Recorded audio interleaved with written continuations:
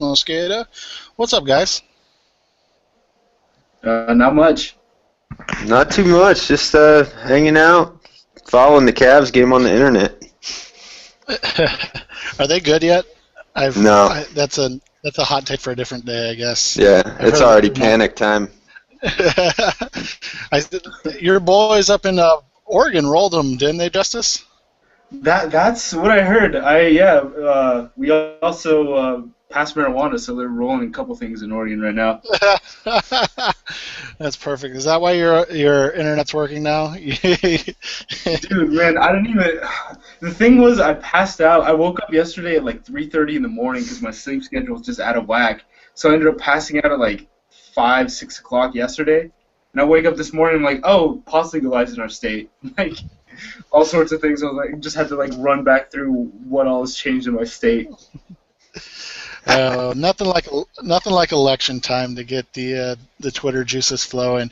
Well, we are here tonight to talk about the 2015 NFL Draft, and a little deviation from the 2015 draft in that we're going to hit up some of the things that have happened in the 2014 NFL Draft and how those guys are playing, what we thought about the teams that we follow respective drafts and how they've done so far. But as we always do in the 2015 NFL Draft Talk, we're going to start with the quarterbacks. Really, the takes are endless right now on this quarterback class. And Justice, you were busy today talking about Everett Golson. So let's start with Golson. What you've seen and what kind of can he do more to cement himself in this class that is looking more and more like one of the worst classes in the last probably decade. Yeah, I charted Golson's first, I want to say, 4 games. And then the past 2 days, I took a little bit of a break from charting quarterbacks. The past 2 days, I watched the Florida State game yesterday, and I believe the Stanford game today. I'm not really getting it completely with him because he just has inconsistent velocity with his, that ball.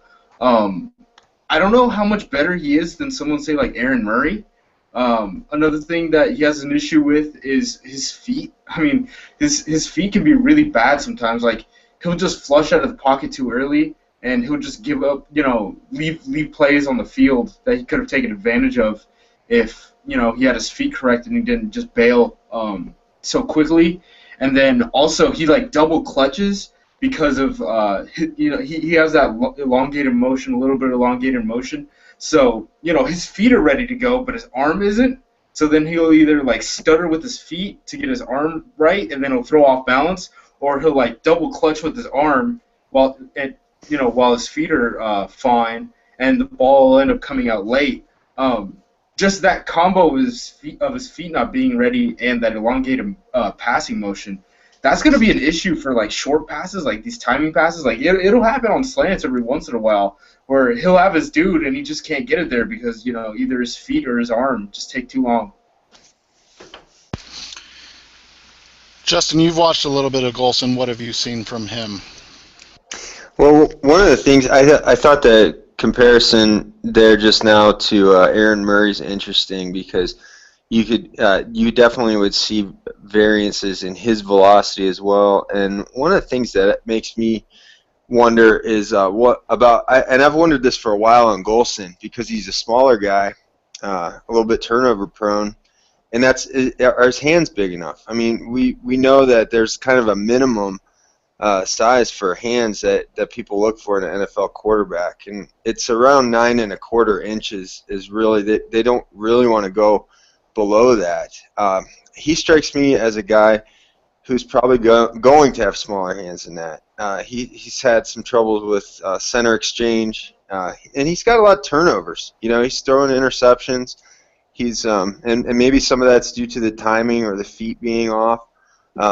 Sometimes you'll have a little flutter in the ball, maybe because he's a smaller guy. Maybe that's why he's got to wind up. And all that being said, though, I really do like him, and I like what he does from a mental standpoint. It looks like he has a really good feel for just a really good feel for when to rise to the occasion and kind of what the defense is getting ready to do to him. He's pretty good, I think, with recognizing what defenses are trying to do to stop him and adjusting accordingly. And I think that he has a little bit more responsibilities as far as that's concerned than other college quarterbacks do right now.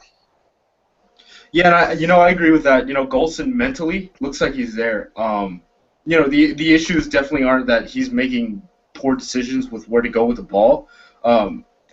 Just the wildest thing to me was against Stanford in the red zone on first down. They had him run this play, and it was kind of like a snag, but they had a guy going deep, and he tried to hit him in the end zone. I tweeted out these pictures earlier. He had a dude, the dude running the fade wide open. The problem was his feet weren't set.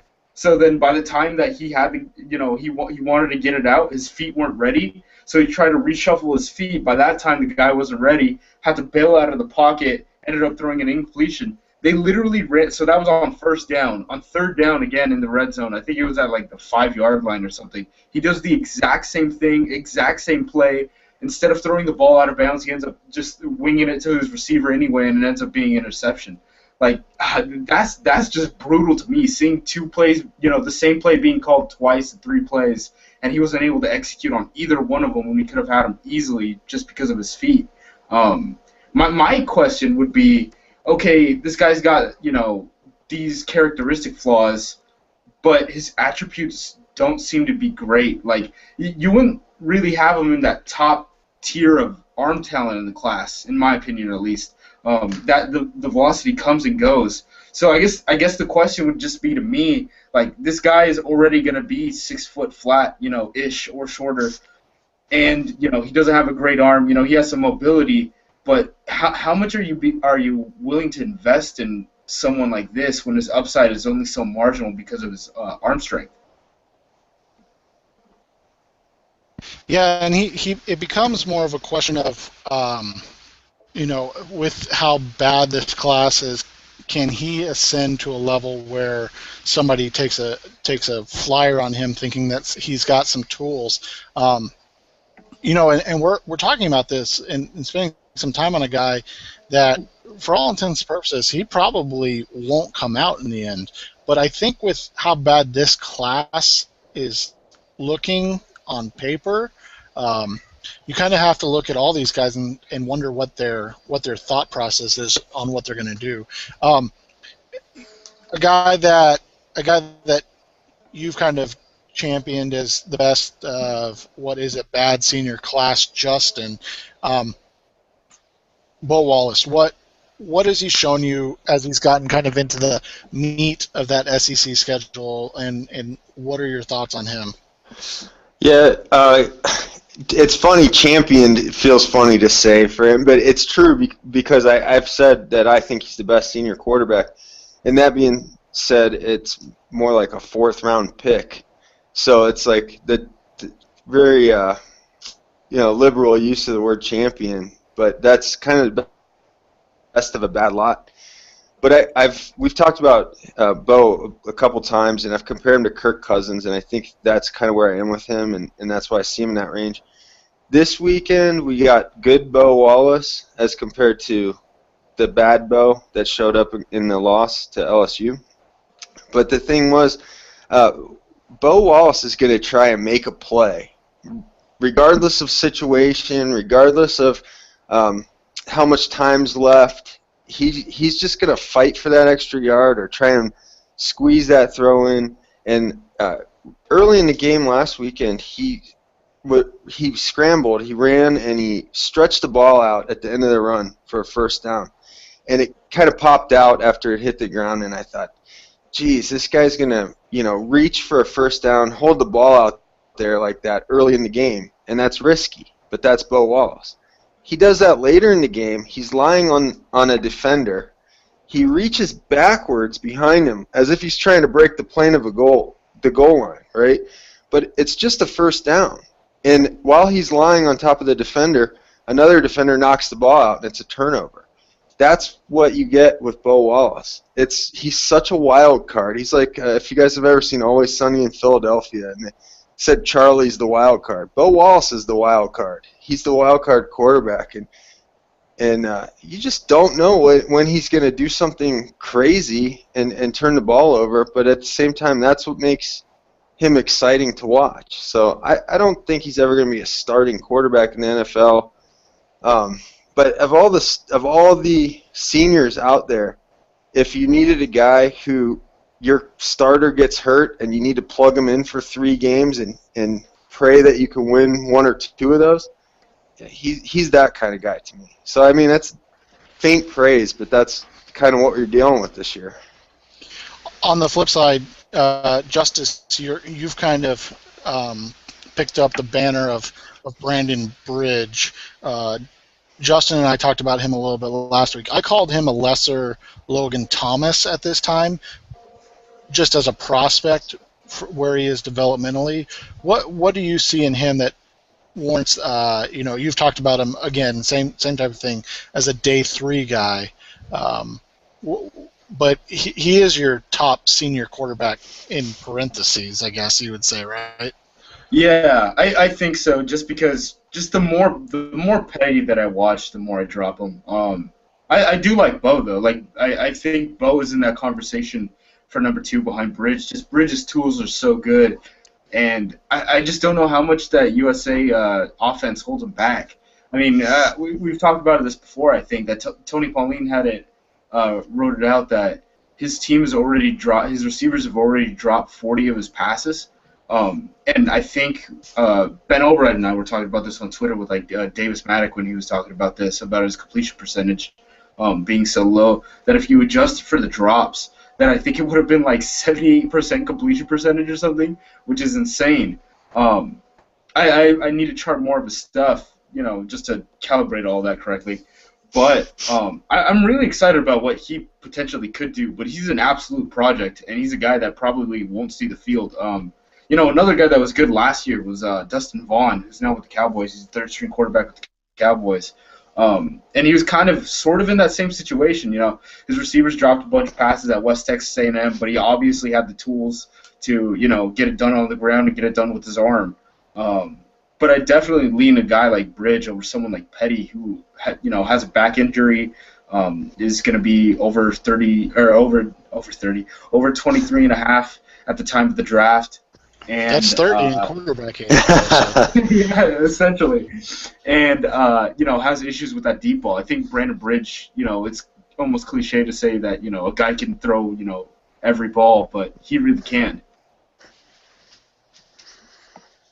When you look at the senior class, the other name that's come up a little bit lately, and I don't know if you've seen any of him, Justin, and I have not, and I think I saw you tweet something. It might have been somebody else, Justis, but Tyler Heineke. Have you watched him at all? Yeah, I wasn't a huge fan. So some people liked him. I could see him absolutely. So that's the thing with all these quarterbacks. I see him and I'm like, oh, you guys are going to be camp arms, just based on I guess intuition. I don't love him. I mean, he's kind of an athlete. He's that 4-year undersized guy that everyone likes. I don't know. I just don't see it with him. I don't think his arm is enough. I know a lot of people like him. We've had conversations about Taylor Kelly where I've been telling you Taylor Kelly was like the 3rd best quarterback on his team last season. I don't think I'd go to that extent with him. I think he's a guy who could probably stick around on the practice squad at the next level, but I don't think he's worth the draft pick at this point. The next guy, and kind of maybe the last guy on the quarterback topic, unless you guys have somebody else, but Trevon Boykin, kind of making a name for himself with what he's doing at TCU. Obviously a project in that this is really his first true year as a quarterback full-time. Numbers are insane, but numbers in college football don't really mean a whole lot. But you watch him play, and he's got a little bit of an RG3 vibe to him in terms of what he does, creating outside of the pocket and having that strong arm in the pocket. Have you watched him at all, Justin? And what are your thoughts before I let Justin kind of wrap that up? Oh, I've seen a little bit of him live. Apparently that he didn't do very well last weekend. I saw a lot of negative stuff towards him on my timeline, but I wasn't watching that particular game. He looks a lot better than he did last year. Because last year I watched him and I was like, man, this guy's not going to do it at the next level. Jinx actually really likes him. Jinx, whatever the hell his name is, Jinx Football on Twitter. He's a huge fan of Boykin. And, he's just made huge strides. I mean, we were talking about the transfer student out of Texas A&M, Jokel's little brother, potentially taking over at quarterback for TCU after, a summer as a redshirt senior. I believe he's like medical redshirting right now because of an injury. But Boykin, absolutely beat him out. But, that kind of puts you into a position to see how we looked at him last year as opposed to this year. I mean, now people are talking about him as a legitimate quarterback prospect. Justin, I know you texted me and said he was one of the guys you wanted to talk about. What were your thoughts on him? Well, it was my first chance to watch him last weekend against West Virginia, and those quarterbacks were playing in a little bit of weather out there, so it's you want to see those games because those games, you're going to have one or two of those a year, and you like a guy to really shine in that, or at least not really suck that bad. And Boykin was 12 for 30, and I went over that game pretty carefully and looking at both quarterbacks in that game. Clint Trickett being the other one, who I don't really consider him an NFL prospect, but Boykin had some underthrows. He was wearing a glove on his throwing hand, which I found to be odd because if it's cold, I get that. But if it's wet, that's just going to make it even more slippery to throw. He had some high floaters, so it looked like he wasn't really getting his full arm strength behind it. He threw a wide receiver screen. It was just an absolutely terrible decision right into the safety's stomach. I mean, it looked like a throw right to him. There was a play he rolled out, I think, to his left, and he was directing traffic, which always looks exciting, and then he throws it back across the middle behind his receiver. Completely dangerous, like one of those passes that's just going to drive a coach nuts. So I think what I saw last weekend was the project Trevon Boykin, not the improving Trevon Boykin. And to be fair, TCU won that game, but it wasn't because of him. Their running back had a really big game. He did enough toward the end to keep things to keep them in it and allow them to keep the lead and win. But it was not a good day for him, and I definitely think he should go back for senior year. I think he has no business going out right now. For you guys, does this class change? Do you think it makes a guy like him change his mind if he wasn't possibly thinking about coming out? Do you think he is now thinking, man, this class is bad. I could probably sneak in as the number 3 prospect on this stuff, and with a good off season, leading up to the draft, I might be able to move up to 2? Or is he just so inconsistent that you just kind of he just goes away from it and waits until next year? I think you kind of, if you're Boykin, you throw your feelers out, you check with the advisory board, and you see what they say. I mean, you might as well if you're a junior that's on the radar. But I think what they would tell him is you're day 3, 4th, 5th, maybe even later. 4th, 5th is where I'd probably guess they would tell him, and then that's probably going to be enough to send him back. Yeah, that's what I would say too. I mean, really, guys who are inconsistent, kind of have those fatal flaws, things like that. I always go back to Wilson. Like, you look at Russell Wilson, what people thought of him before the season, and what he actually ended up being, which was a 3rd-round pick. That's enough to, he proved a lot of doubters wrong his senior season behind playing behind a huge offensive line and being consistent, taking that team to the Rose Bowl, all those things. I lean for these guys to come in, but I don't blame them when they come out if they know that they're going to be drafted. with this quarterback class, I mean, you never know. Like, honestly, I could not see a senior quarterback get drafted until like the 4th or even 5th round. And we'll get to a little bit more of that because Twitter's been on fire with these quarterback takes and the discussions it's brought up. Let's head to the next segment and the rumor mill. So let's see what's going on there.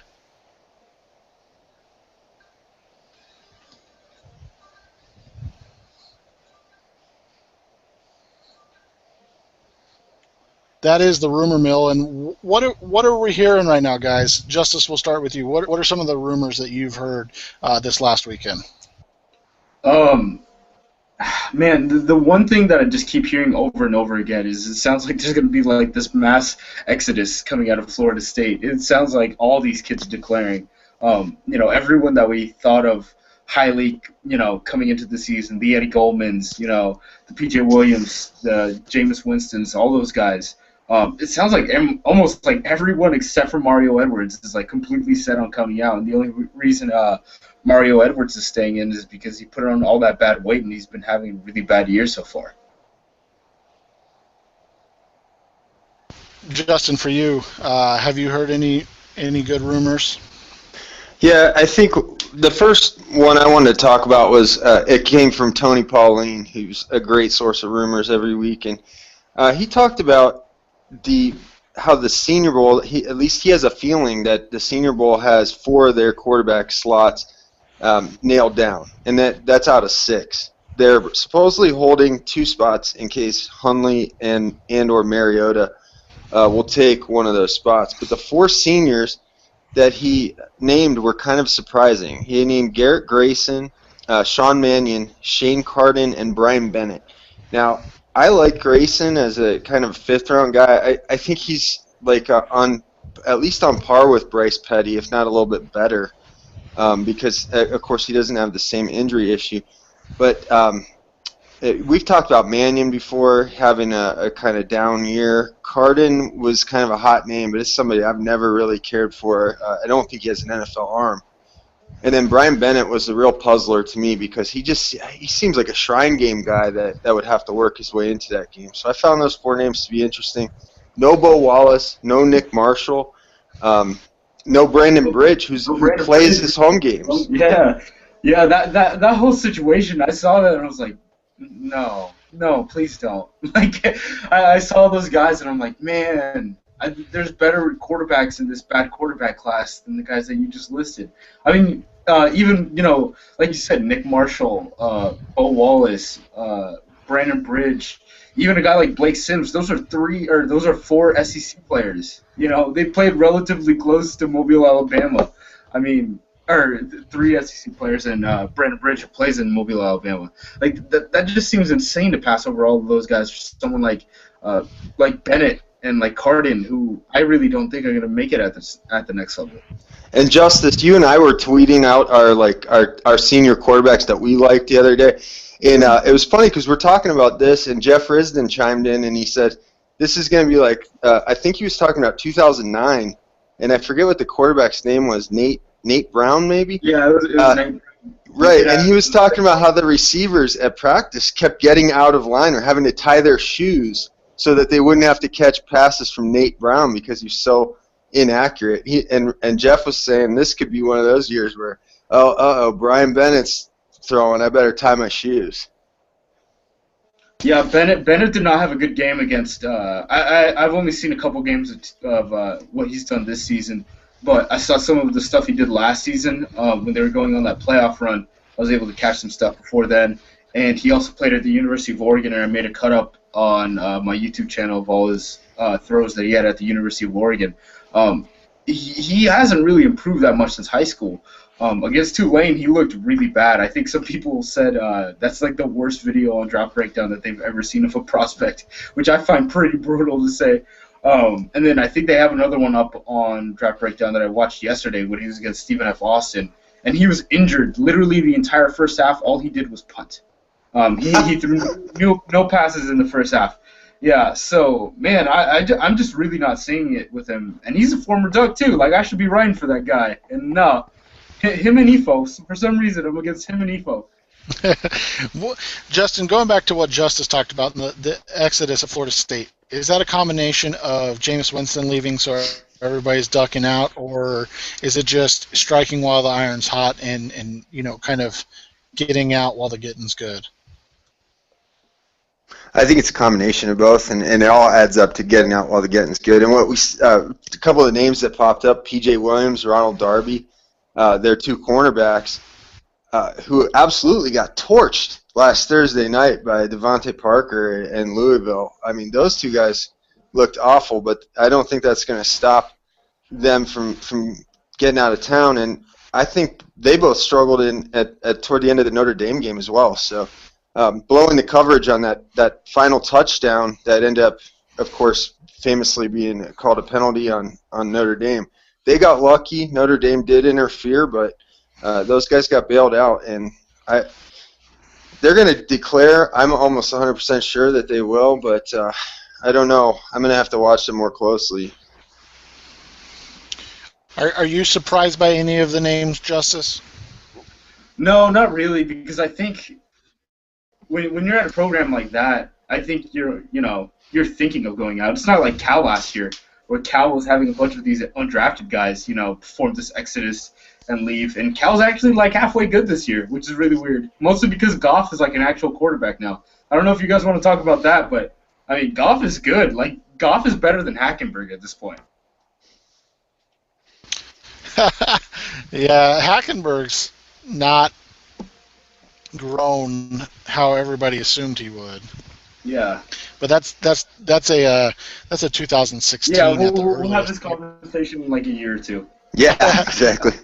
But those are interesting, and I think the Pauline thing is interesting because, as you guys both pointed out, when you look at the usual suspects of the Senior Bowl quarterbacks, you usually see guys that are kind of bigger named that maybe aren't obviously the top guys. I mean, Geno got ripped, was that 2 years ago, for not going, and he was the quote-unquote top guy. Barkley was injured, obviously. But you just kind of go through the rosters. I mean, I went back to that 2009 team, and that was fairly terrible, just both the roster and the quarterbacks on there. You had guys like, obviously, Graham Harrell, Rhett Bomar, and Nate Brown, Nate Brown that you guys spoke of. And then on the other side, it was Pat White, who ended up being a second-round pick, Colin Harper, and John Parker Wilson. So, yeah, I mean, but when you look at the talent level, those aren't great. But the names, especially on that South team with John Parker Wilson, Pat White, and even Colin Harper was a good name in college football. To see guys like Shane Carden and Brandon Britt, those guys being the names out there, that's a little different than what the Senior Bowl usually does, especially when it's being kind of leaked this early that those are the guys that you might see. Yeah, it's really odd, and the Senior Bowl doesn't always get it right about, the top prospects being there. Like, Jimmy Garoppolo, it was down to Jimmy Garoppolo and Tom Savage to come in. And there was a couple guys at the Senior Bowl that didn't even get drafted this year, if I remember correctly. I think Stephen Morris and Matthews were at the Senior Bowl. So, they don't always get it right, but you're right. I mean, they usually get bigger names than what's out there right now. I mean, Nick Marshall, Blake Sims, those are guys are going to be names. Brandon Bridge, he's from Mobile, Alabama. He can attract people. Bo Wallace was leading what some thought was the number one team of the country for a while. That's significant in the South. It just seems really interesting to me. Any last thoughts on the rumors, guys? I wanted to mention just really quick that we were talking about quarterbacks feeling out their draft position. Cody Kessler was the guy we talked about a few weeks ago that might be testing the waters. Now today it was said that he's recruiting other USC juniors to come back with him. And Connor Cook, it's not really a rumor, but he was on Dan Patrick and just really pretty strongly suggesting that he's going to return next year. Yeah, I don't know how I feel about the Connor Cook thing. My whole thing is usually just don't trust sports people when they know they have the microphone around them. Like, people lie on the microphone all the time to, not create controversy. Nick Saban's not coaching the Alabama Crimson Tide, right? Just stuff like that. I don't know. Like, he said it, but until those papers and stuff come back, I don't think anyone really knows. There was like a 0% chance Marcus Mariota was going to leave last season, but he still sent in the papers. And if he would have gotten what he wanted, he allegedly would have still come out. So it's hard to tell with all that stuff.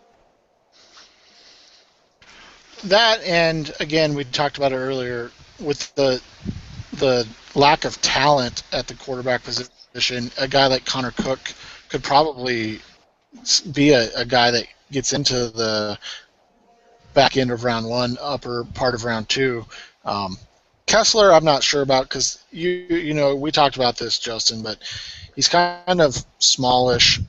He's not a huge dude. He's got an okay arm. I don't know.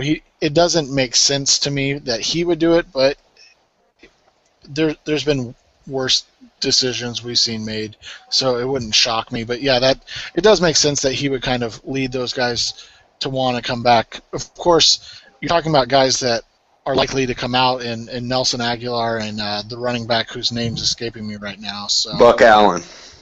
Yeah, Buck Allen. So, and Buck Allen's what, 24? Buck Allen will be 24 before his rookie year if he comes out. If he doesn't, he's obviously 24-year-old senior. I think it's August is his birthday. Okay. Moving on to the next topic, and we were just going to kind of hit on this a little bit as we ran through our 2014 draft and what those guys have done so far. And we'll start with you, Justis. You're a Packers fan. You write for Bleacher Report about the Packers. What have you seen from the Packers draft class that has made you excited, has you concerned, all of that good stuff? First off, their first pick, HaHa Clinton Dix, he's been doing well. He's had an up and down season, but more recently he's been improving week to week. At first he was only playing dime safety when they moved Micah Hyde down as a slot cornerback in that situation. But now he's a full-time starter. Taking every snap on the defense. He's doing better each week. He had a down week a couple weeks ago, but besides that, I mean, he's been doing well for the past month and a half, I want to say. Devontae Adams was their second pick, and he's everyone in fantasy Twitter's favorite receiver right now for some reason. They're realizing that he's going to end up getting more touches than any rookie Packer receiver ever has under Mike McCarthy. He's been doing solid. Kyrie Thornton was their third rounder. He's on IR right now. He never even got to play. He got hurt in the preseason. Isn't that like a rite of passage as a Packer to get injured and go on IR?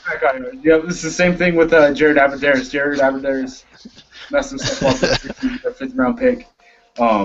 Richard Rodgers, their tight end, he's been starting. He's off and on. He's definitely a project. Carl Bradford still hasn't seen the field. He was drafted as an outside linebacker, and I think he was their sixth outside linebacker on the depth chart in the preseason. So the last week of the preseason, they decided to move him to inside linebacker just to find a spot for him on the team so they didn't have to cut a fourth-round pick. Their fifth rounder was Corey Linsley, who I think Dan Hope, who writes for Bleacher Report, had him ranked as the ninth best rookie so far this season. He's been doing pretty well. Which is very rare for a fifth-round offensive lineman at the NFL level. J.C. Treader just came off of injured reserve, but designated a return. So we'll see if he takes over the center job. And then Dimitri Goodson, out of Baylor, who's the overage cornerback, former basketball player, just kind of an athlete type of guy. He's really good at man coverage, but he doesn't do much other than that. He still really hasn't seen the field either. And then we have Jeff Janis, who's the other receiver that everyone in draft Twitter and fantasy Twitter loves. He's played 2 snaps or something, and he hasn't caught a single guy. I thought he was going to be a star. No, I'm just kidding. I'm just kidding. Julio Jones from the jump. Yep. Any surprises or disappointments so far? For obviously, Lindsley's the biggest surprise in his play.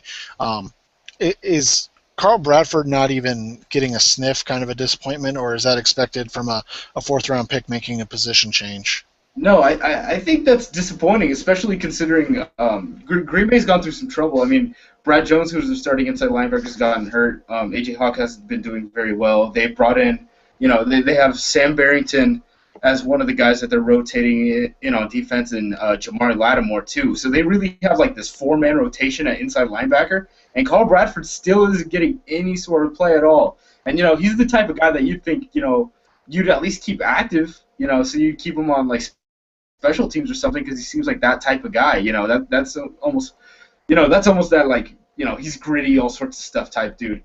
But he's just really not seeing the field in any way possible, which is really concerning for a fourth-round pick.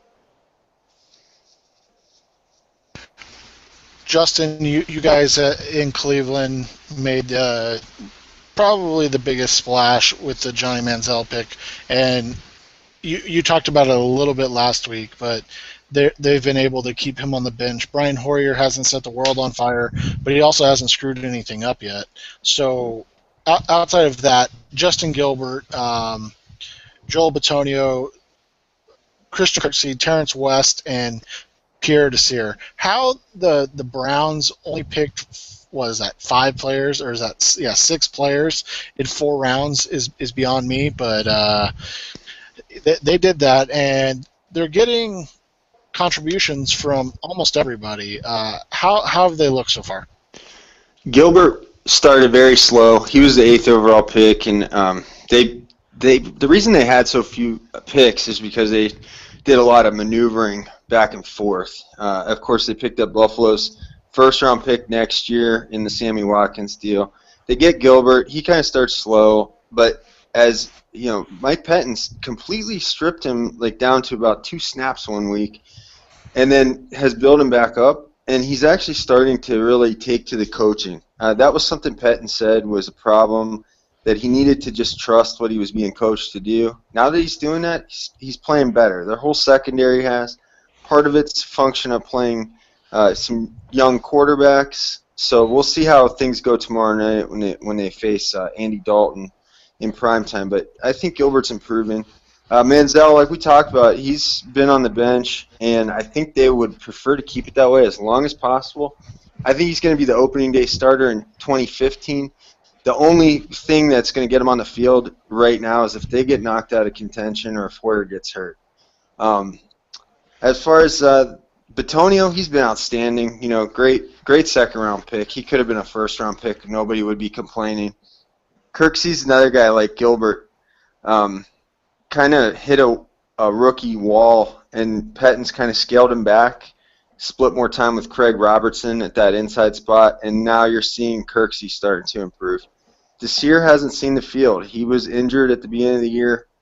Now he's a healthy scratch. I think they're treating this as a redshirt year for him. He's making that jump from D2, and it's a challenging defense for corners. So I think they're comfortable playing, getting a redshirt season out of him, which is weird because one of their top undrafted rookies is Kwan Williams out of Pitt, and that was a guy completely off my radar, and I'm sure a lot of other people's. He's getting significant playing time as an undrafted rookie while Desir redshirts. So that's, I'm sure, raising some eyebrows, but I'm not real concerned about it just yet. I'm sure Justis and I kind of have a similar question, because I think Justis was with me, I could be wrong though, on Isaiah Crowell being one of the better backs in this class.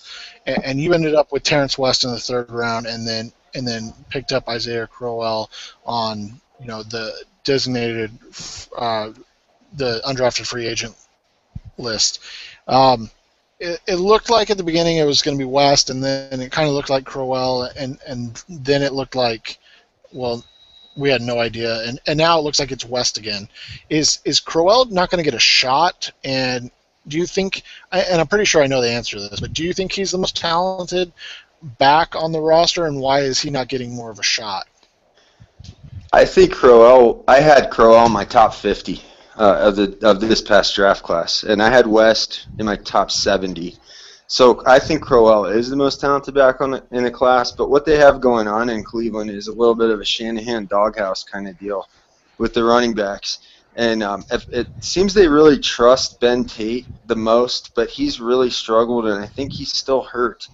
West has kind of re-earned some of the trust that he had early in the year that he had temporarily lost, and he played really the best of between he and Tate on Sunday. He played the best, and he made a really key block on the touchdown pass that it really impressed the coaches. So I think tomorrow night you're going to see a pretty good workload for Terrence West.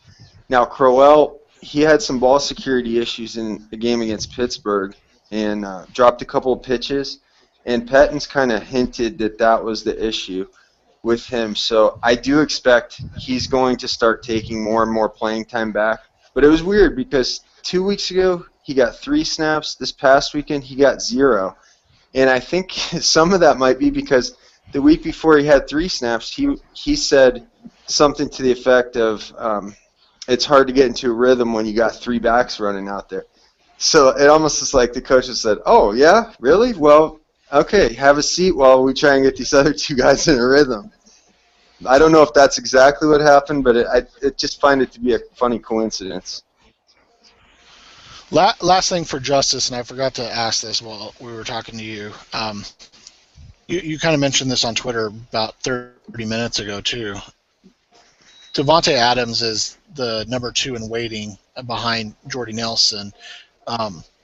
Do you want to see something from Jeff Janis this year to kind of quell maybe concerns of Randall Cobb and Boykin both leaving? Something you kind of just talked about on Twitter. Or are you comfortable knowing that the Packers they really do a good job of kind of just drafting receivers and plugging them into play?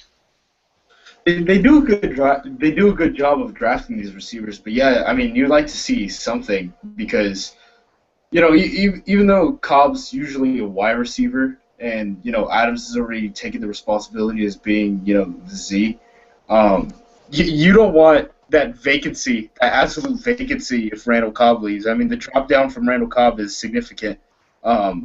Jared Boykin is also going to be a free agent, and he is is their 4th receiver right now, but he's more of a boundary guy than anything else. I mean, you can move Adams in, but if you're looking for someone to replace him in the slot, I mean, the one saving grace I would say of, you know, the Packers not developing these receivers, these young receivers this year, is that they'll have 3 of them to tinker with next season, because they'll have Jared Abbrederis, who's on IR currently. They'll have Jeff Janis, who's their 5th receiver right now, who's only seen a couple snaps and hasn't touched the ball yet. And they have Kevin Dorsey, who they drafted out of the 7th round out of Maryland last year, who's done some work in the backfield recently. He's been on the practice squad, or he was on IR last year and then was on the practice squad this year up until like a couple weeks ago, and then started working into the backfield a little bit. He's caught 1 pass in his career, and he's more of a slot guy. Like if there was any guy I would say, you know, fits the Randall Cobb mold, he'd definitely be the guy over, you know, Abbrederis or Janis. But you definitely want to see like one of them step up this season, so you at least know you have something. You're not gonna, you know, mess up the development of the offense by tinkering with these 3 young receivers who have really proven nothing at this point. You go into 2015, uncertain, especially losing a key piece like Cobb, who you said does so much, and not in terms of like production, but he is very productive, but in terms of doing different things. You want to see, like you said, see a little something, and the West Crowell thing. I think. Do you think the paying of Ben Tate, Justin, has anything to do with him but him seeming like the guy that gets a lot of the touches, or is this just a case of, like you said, they don't trust Crowell right now? I think it really is just a matter of Tate being the veteran. They brought him in on an incentive-laden deal, and I think they're fully prepared to cut him after this season, as long as they can believe in the two young guys. And I think by the time this thing shakes out, you got half the season left, and I think by the time this thing shakes out, Tate is going to be the odd man out. So I think it's just a matter of trust, building trust, especially in the passing game, and with ball security. And once they're confident, the other two, Crowell and West, are just more talented right now because Tate, like I said, he's playing slow because I think he's still bothered by a knee injury that he had early in the year. He limped off against Jacksonville. He came back, but he hasn't been the same since. And part of that's the O-line, but he just looks kind of slow right now. All right, it's time for everybody's favorite part of the show, the hot takes.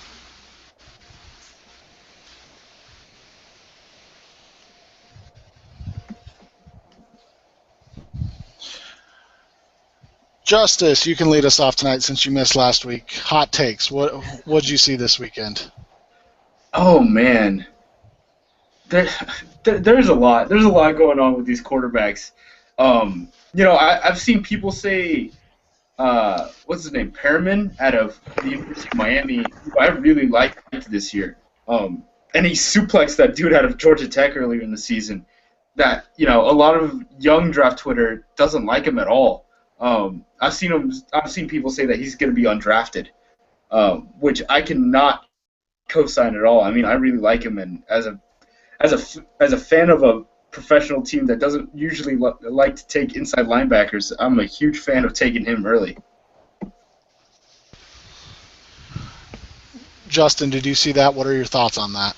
It's funny because I kind of dogged Perriman on the show last week and talked about that I liked the Georgia inside linebackers better. But it's funny to say he's undrafted is kind of crazy. It's just, when I see him in the first round of mock, I also think that's pretty high too for a short kind of middle backer that I'm not sure how fast he is. But yeah, he's got his value. I think somebody the other day compared him to Kevin Minter, and I liked that comparison. But I think the connotation was kind of negative. But I liked Minter, just in a third round kind of like.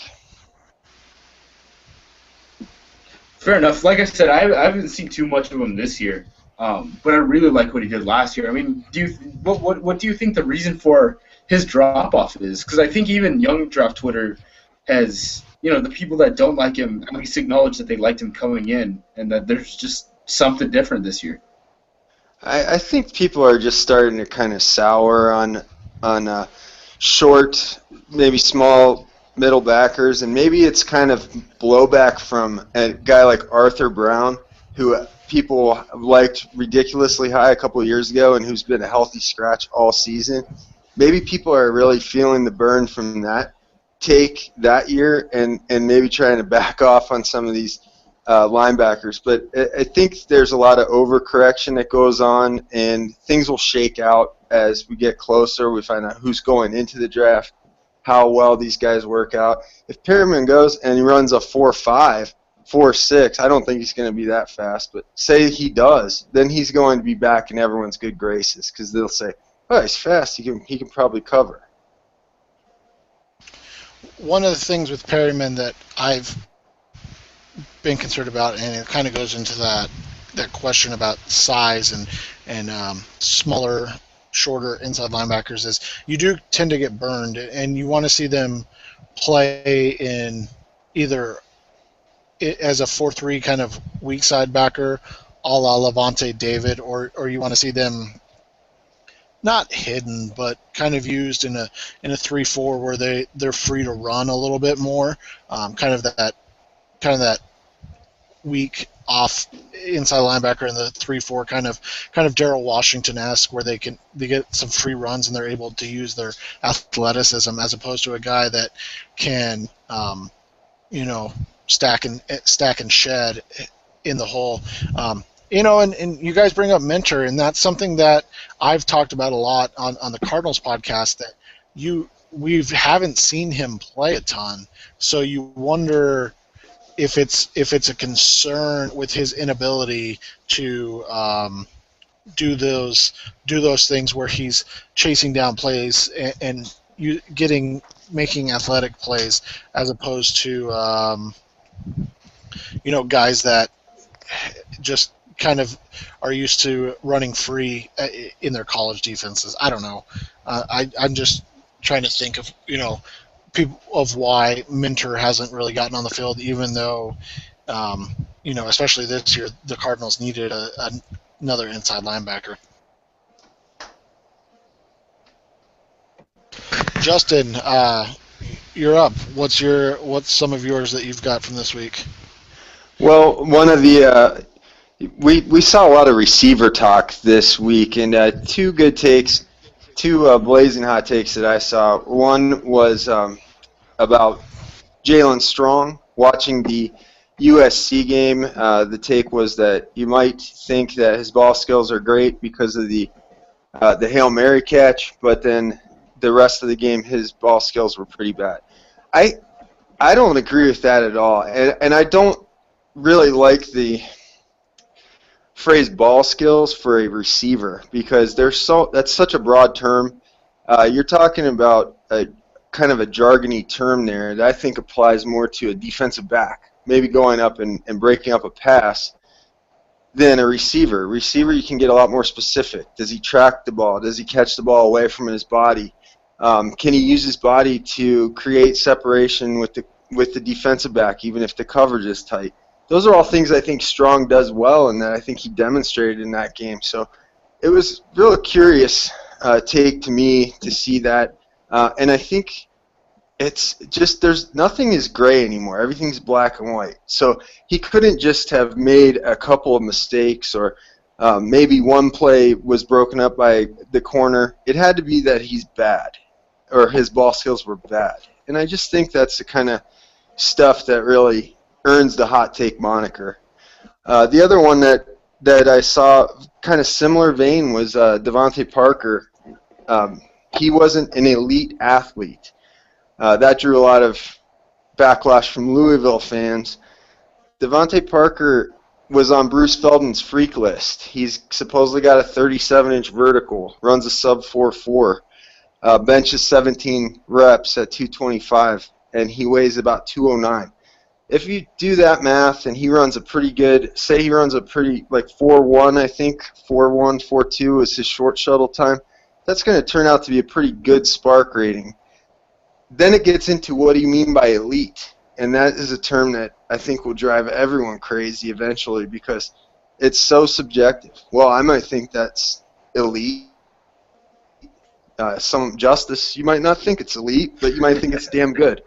So, I mean, we're just splitting hairs at this point. Devontae Parker is a damn good athlete. What was your first topic again? I spaced out on it already. Oh, the winning at the catch point thing. Yeah, so, what's interesting is if you watch, Chicago play Green Bay, you wouldn't say Alshon Jeffrey's good at the catch point and things like that. So I think it really is ridiculous to judge things on small sample sizes and stuff like that. That's why when I look at quarterbacks, I like to get like 8 games in on them because it's just so hard to see every single concept that they run, consistently with a big enough sample that you could say definitively, I feel this way about X without feeling like, oh, I just saw something and just blabbered out the result of it. Yeah, and I feel like a lot of these takes come off of singular plays or singular games as opposed to, like Justis just said, numerous viewings of one individual to see the different ways they win or don't win. And that's something we talked about last year a lot. Where do you win? How do you win? And does that translate to the next level? And that's not, I'm not a huge ASU fan. I mean, I went there and I follow the team because it's my local team here. But I'm in no way, shape, or form a guy that just says, "Oh, ASU." Jalen Strong goes to ASU. He's great. When I look at Jalen Strong, I've said this before. I see a lot of Michael Floyd, a guy that wins with his size and speed combination, that can bully a lot of guys. But the thing I'll give strong over Floyd is, he catches with his hands so much better, and that's something he's improved on since last year. Something I said I wanted to see from him. So, when you look at the Devontae Parker thing, I think in the end, when you talk about measurables or a guy is or is not elite, one of the things that you have to kind of look at from there is wait until, if you just want to use measurables, wait until the measurables at least come out before you make a statement like that. Now, if you want to say that they don't play like an elite athlete, or their numbers don't show up on the field, okay, I can buy that. I think that's valid. I mean, we've said that about a lot of guys over the years. Oh wow, I didn't expect. I can't think of anybody off the top of my head right now, but we didn't expect X guy to run that fast or jump that high. He doesn't play like it. Say again. I said D Ford, who got outran by AJ McCarron. Yeah, exactly. Or Jeff Janis, who looked slow at the Senior Bowl. Yeah, exactly. I mean, or who's the Ryan Swope 2 years ago? Nobody had him in the 4.3s. That was like he ran like a 4.3, and I was like, no. You're like, yeah, somebody messed up on the timer. But yeah, I mean, that's the thing is, I think if you're gonna criticize somebody their athleticism, you need to explain where that's coming from. Is it coming from, you don't think that the time that they are going to put up is going to match what they do on the field, or you don't think that they're just that athletic? So it's an interesting way to do it. The last one I had, and we can kind of end with this, was a friend of the show's, a friend of all of ours on Twitter, Matthew Mokel, tweeted out his draftable quarterbacks, and he had 7. I don't know if you guys saw this or even remember, but he has 2 seniors, Brandon Bridge and Garrett Grayson, 3 juniors, Mariota, Hundley, and Hogan, and then 2 sophomores, Winston and Keel. No Bo Wallace. I think the most interesting thing to me was Kevin Hogan as a 3rd rounder. Have we? Well, Matthew loved Hogan. I think Matthew's number 1 quarterback heading into the season, or at some point, his number 1 quarterback was Kevin Hogan for a while. I remember having a couple arguments with him about that one. Yeah, and so I just thought that was interesting. No Sean Mannion, no Bryce Petty, no Bo Wallace or Shane Carton. That's the juniors. I think we all can agree with those guys. I mean, even if you don't like Hundley, he's draftable. Even if you don't like Hogan, he's probably draftable. Sophomores, we've all kind of said Winston's going to get drafted unless he's convicted of anything. So on the field, you can debate Winston all you want, but I think there's a team that's going to take a chance on him. Gunnar Keel's the interesting one to me because he's kind of falls into that vein of what I said earlier.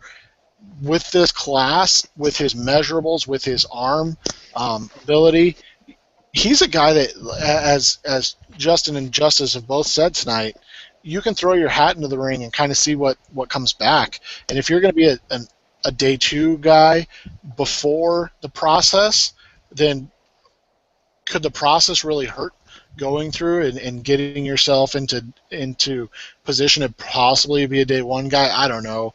I think Keel's going to have a lot of questions to answer about his circuitous route to end up in Cincinnati and his not wanting to compete, something that Nick Foles kind of got talked about a little bit too. So, but I thought that was interesting. No Petty, no Mannion, no Wallace, no Carton as draftable quarterbacks.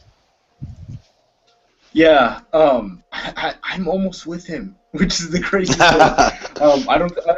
I don't think Carton is a draftable guy at this point. Mannion, based on this season, is draftable. I know people are gonna love his arm, but how much better is he than like Jeff Matthews was last year? He had he was top 10 on Nationals scouting list coming into the season. So I mean, it'd be a huge drop from a top 10 quarterback to not be drafted. But we've seen this with guys, that one dude out of Ole Miss, Jevon Sneed, a couple years ago. We've seen drops like that happen. And then Bryce Petty, I mean, that back, like I keep saying, I mean, do you know anyone in your entire life who has had a bad back? Not who has a bad back, but has, he had one and now it's good. Like, Romo's fighting this battle right now. Once you mess up your back, that really doesn't come back ever. So he's going to be an overaged quarterback with limited potential, can't throw the ball deep, and he has a bad back. And you're just going to be like, okay, well, like, this is what you are. I mean, how many teams want 4 years out of Bryce Petty or more than that? You know what I mean? Yeah, and Petty's interesting because he doesn't really have. I mean, what would you hang his hat on as a talent? Something that you talked about to begin the show with Everett Golson. I mean, what do you look at him and go, well, he wins here consistently, so I'm comfortable drafting him and building him up. And one of Justin's biggest pet peeves isn't he like 42 in quarterback years? I mean, he's an older prospect as well, so. Yeah, Petty's going to be 24 in May. So yeah, you don't look at a guy that's going to be 24 before his rookie year as a starter. The numbers just don't play out well.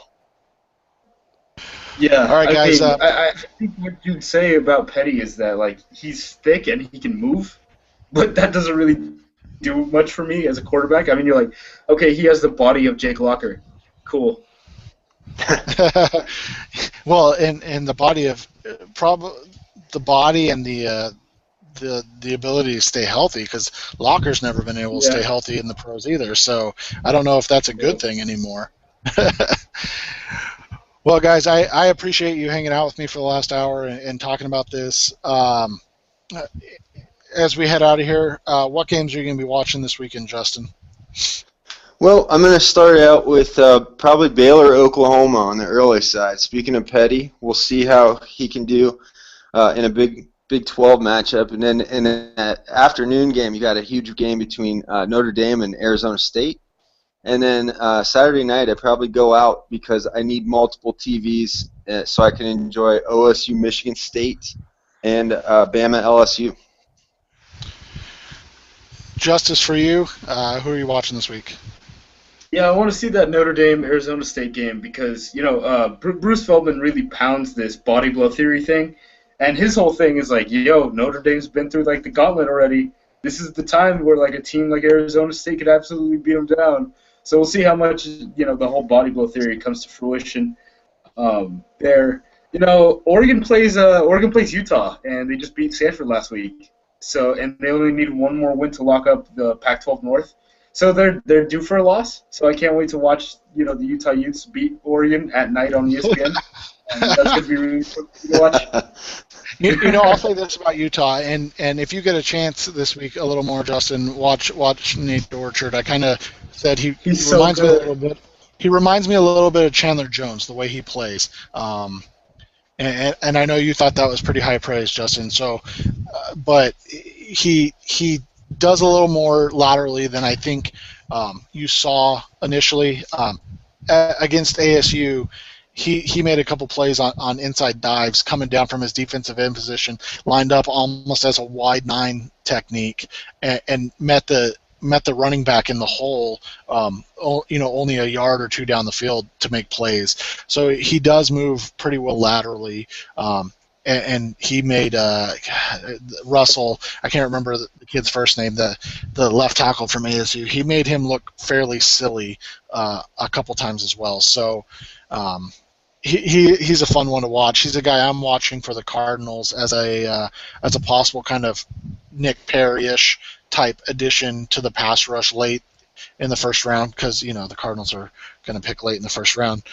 Number 1 in the NFL, baby. Just give him another look. See, especially against Oregon speed. I think that'll be something good to watch there. Yeah, and if you want another note about that game, Booker, the running back out of Utah, some little bit of talks that he's going to end up declaring, which isn't surprising because he's a running back. Just something to keep an eye out. You know what? After watching him, he is the exact thing like the Arizona Cardinals need. They need some guy that can go in between the tackles and just take a pounding. So, yeah, I mean, he's a tough runner, and he's one of those guys that I watched him, start the game, and I'm like, this is the guy that's being hyped up by everybody coming into this game in the local media all week. And then, the second half starts, and he's kind of got a little he's not the same type of runner, but he's kind of got a little Marshawn Lynch in him, where the second half comes in and all of a sudden he's running over people and making plays, and yeah, it's fun to watch him. So he just keeps going. Yeah, it doesn't seem like he gets tired somehow, some way. So, all right, guys. Well, you enjoy the rest of your night, and we'll talk again next week. Take it easy, guys.